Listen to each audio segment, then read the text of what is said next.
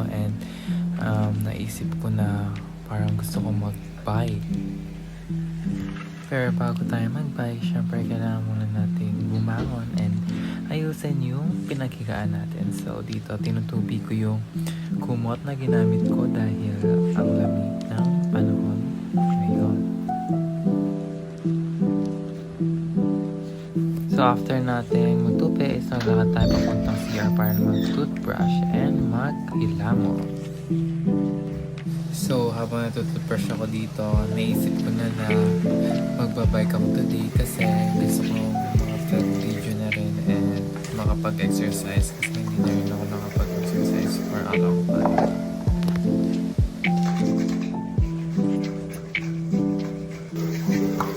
So pagkayari ko mahugas ng mukha, I go down para makipag-play sa dog namin dahil tuwing morning nakipaglaro ako sa kanila.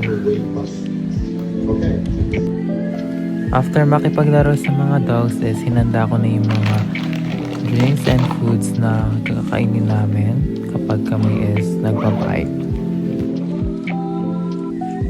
And dito naman nagsusuklay na ako and ang hirap magsuklay ng may hawak na phone. And then, pagkayari maglalagay na tayo ng sunscreen dahil importante dito kapag lalabas tayo dahil kailangan maprotektahan yung skin natin from the sun and the mga iba pa.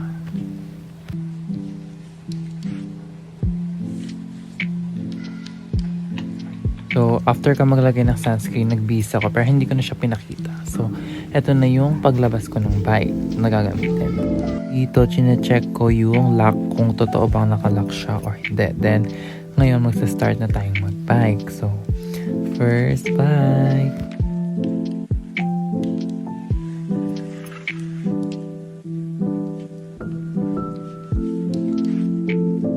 And then, tinry ko mag-record sa sarili pero napakahirap pala kaya wag na lang.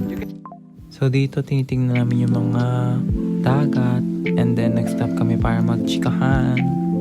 So, after ng rest namin, nag-bike ulit kami balik naman dun sa malapit sa bahay namin.